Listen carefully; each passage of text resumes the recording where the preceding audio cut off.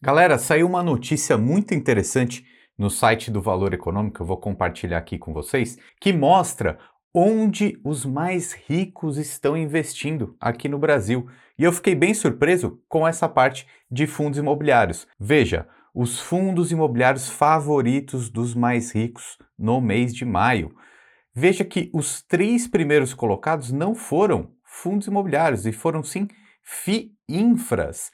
Bastante interessante, né? A gente vai falar sobre isso, vai falar sobre essa lista inteira, tijolos, papéis, mas eu acho que quando a gente percebe onde esse grande dinheiro, né, onde os endinheirados estão investindo, e é algo que a gente não percebe tanto aqui na internet, né, como por exemplo os FIINFRAs, vale a pena a gente ficar atento. Então esse vídeo aqui, ele é importantíssimo.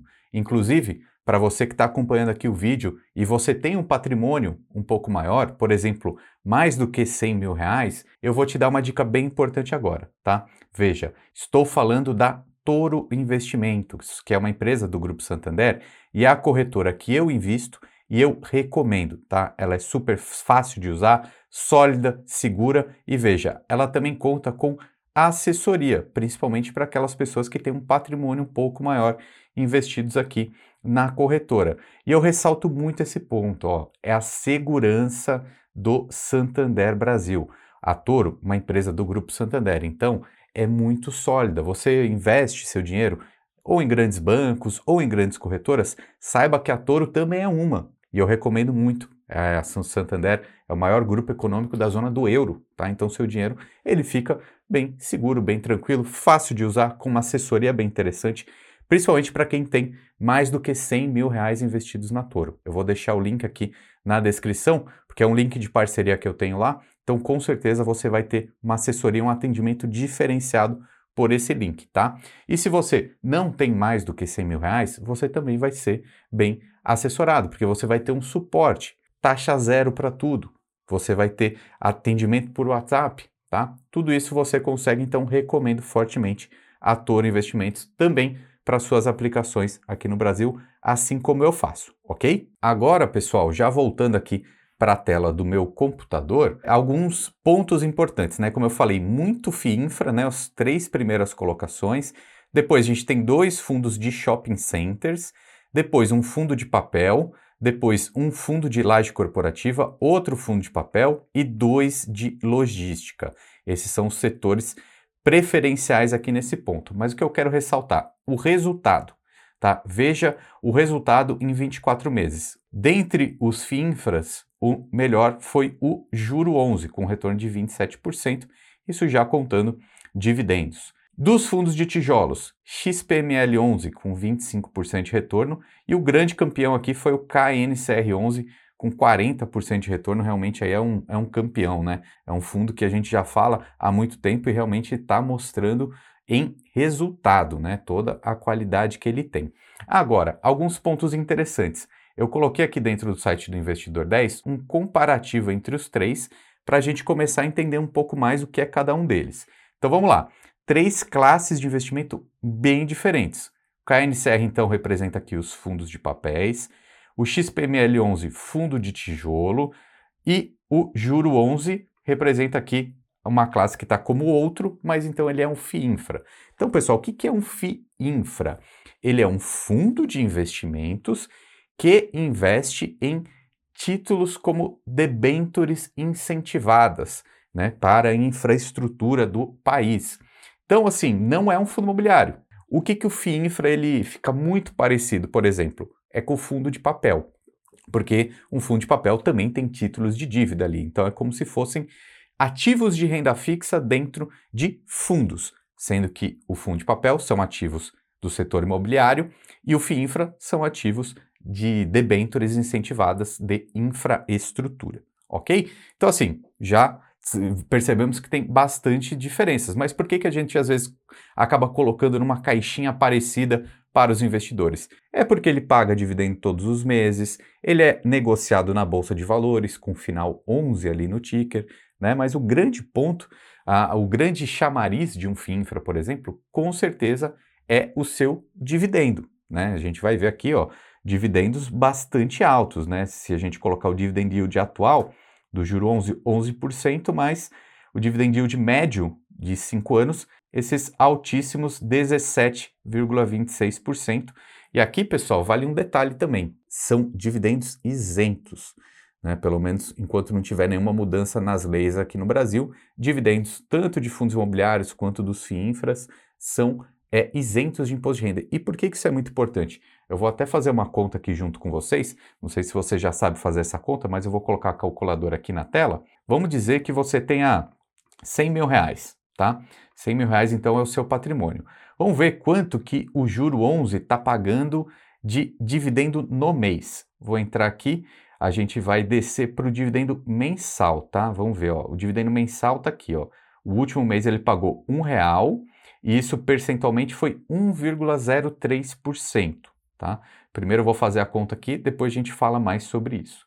Então, 100 mil reais vezes 1,03% quer dizer que essa pessoa ganhou R$1.030 nesse mês, tá bom? Basicamente é isso, porque não tem incidência de imposto de renda. Agora, se tivesse imposto de renda ou se esse investimento aqui fosse num ativo de renda fixa, por exemplo, que tem imposto de renda, né? Vamos dizer um tesouro direto, um CDB, com uma alíquota de 15%, por exemplo. Como que seria a conta que você teria que fazer? Nesse caso, a gente tem o 1,03, que é esse valor mensal, né, essa rentabilidade mensal. Aqui você coloca vezes 0,85. Por quê? Porque a gente está pegando um título que tenha 15% de imposto de renda. Então, o 85 é essa diferença para o 100. Se fosse mais do que 15%, era só fazer essa conta aqui também, tá bom? Aí você coloca igual, a gente chega num resultado mensal aqui, então, de 0,87%. Então, percebe como um título isento te paga 1,03, se ele tiver imposto, ele vai te pagar por mês 0,87, tá? Por isso que essas classes, como fundos imobiliários e os FIINFRAs, são tão interessantes na montagem de uma carteira de investimentos, tá? Esse benefício fiscal conta e muito. Agora, voltando aqui rapidamente para o comparativo, a gente vai ver que a gente tem essa parte do PVP, né? Então, como eu falei, é muito similar. A parte do dividend yield, vacância só num fundo imobiliário de tijolo, né? No fundo de papel e no FIINFRA não tem, né? Por isso que eles se assemelham muito, né? O fundo de tijolo tem aquela outra característica, né? Ele não paga tanto dividendo quanto papel, quanto o FIINFRA, mas ele tem um potencial de valorização maior, tá? Agora, eu vou até entrar aqui dentro do juro 11 para a gente ver alguns detalhes importantes.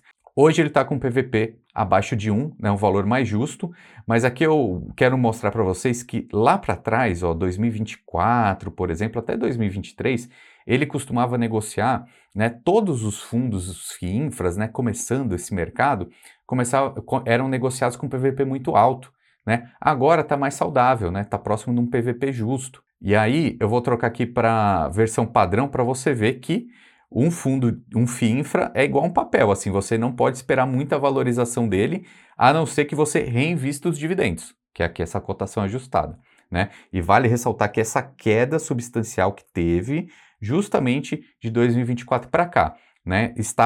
O mercado estava extremamente otimista, né? Então esse fundo aqui ele era negociado, sei lá, a 1,9 o seu PVP, né? Era muita coisa, era um excesso de otimismo.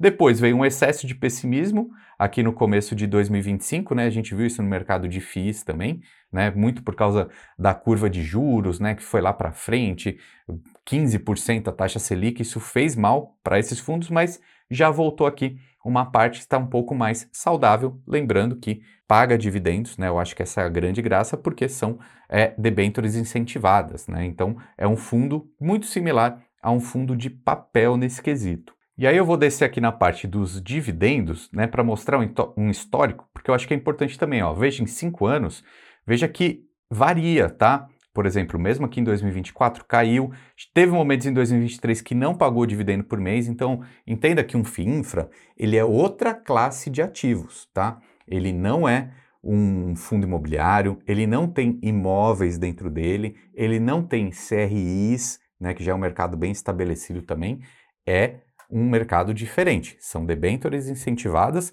do setor de infraestrutura.